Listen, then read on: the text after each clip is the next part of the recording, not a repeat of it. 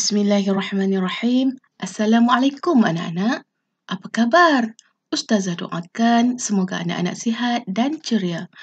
Jom belajar bersama Ustazah dalam pelajaran Pendidikan Islam tahun 4, bidang sirah.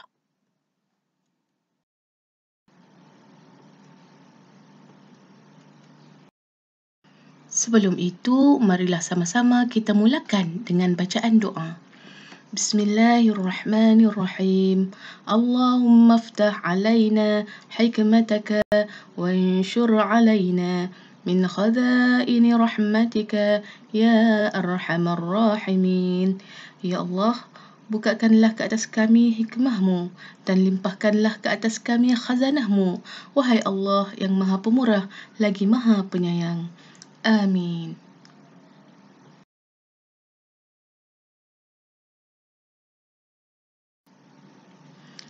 Baiklah anak-anak, apakah yang anda lihat pada gambar ini? Betul, anda memang bijak. Ya, gambar pelajar Malaysia juara dalam pertandingan matematik dunia. Wow, juara peringkat dunia. Bijak. Untuk berjaya, murid-murid perlulah berusaha. Bijak membahagikan masa antara waktu belajar dan waktu bermain. Seterusnya, berdoa dan bertawakal. Baiklah, perkataan bijak itu ada kaitan dengan tajuk pelajaran kita pada hari ini. Jom kita tengok slide seterusnya. Tajuk kita pada hari ini ialah kebijaksanaan Nabi Muhammad sallallahu alaihi wasallam.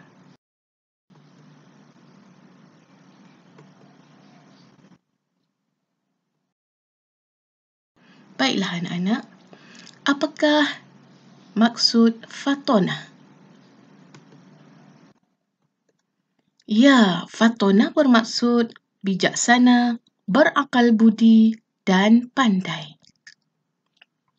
Ini bermaksud Nabi Muhammad SAW sentiasa menggunakan kebijaksanaan dalam kehidupan dan dakwah. Anak-anak, para rasul mempunyai pemikiran yang kritis. Mereka dapat merancang strategi dakwah dengan berkesan.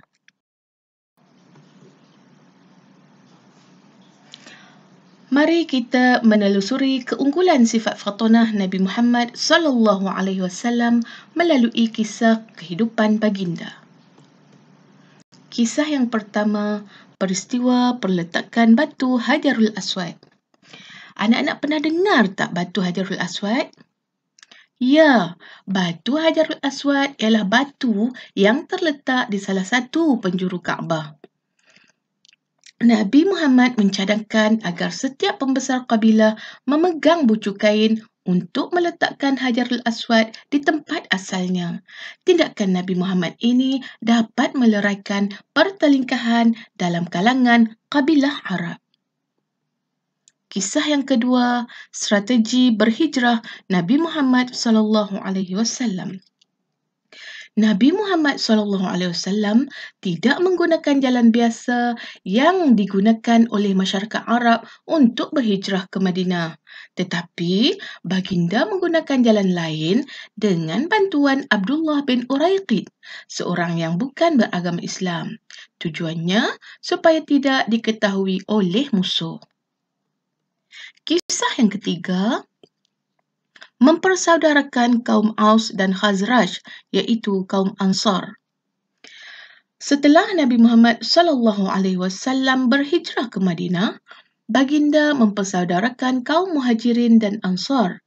Tindakan Nabi Muhammad itu menjadikan semua kaum muslimin bersatu padu dan digeruni oleh musuh. Kisah yang keempat, membentuk Piagam Madinah.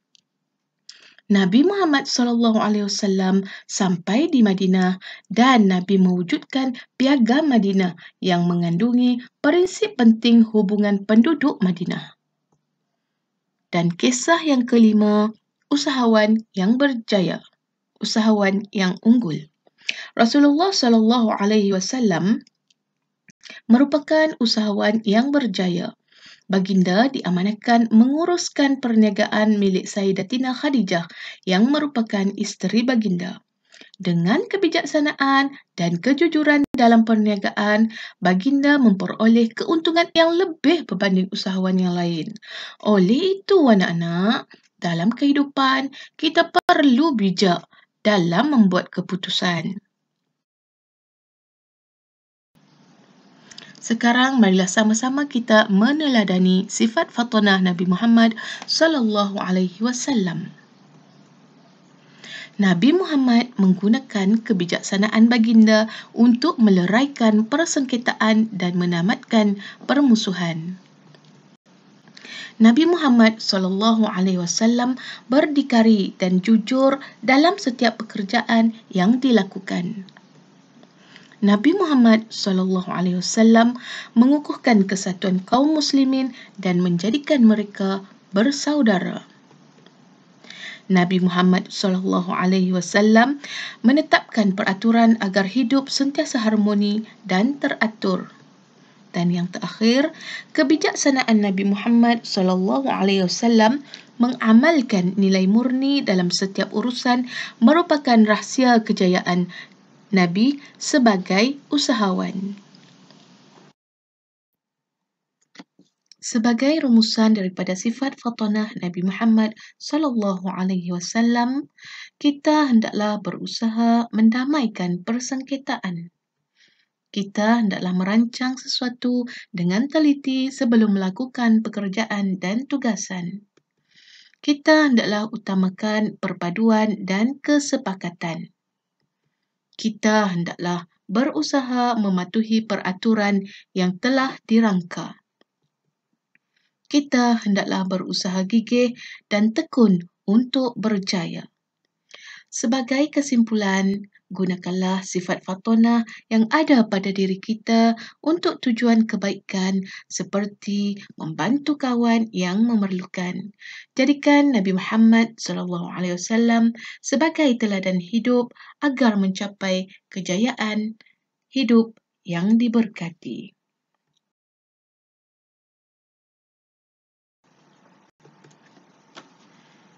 Sekarang, cuba murid-murid tekan link di bawah untuk soalan kuis.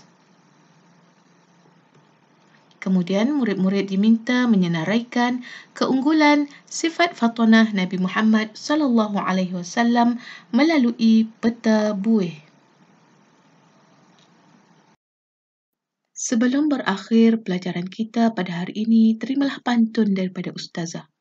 Sifat Fatimah, kisah baginda, teladan Nabi untuk umatnya. Jadikan iktibar, sematkan di dada agar mendapat berkat darinya. Sekian, selamat belajar. Semoga berjaya.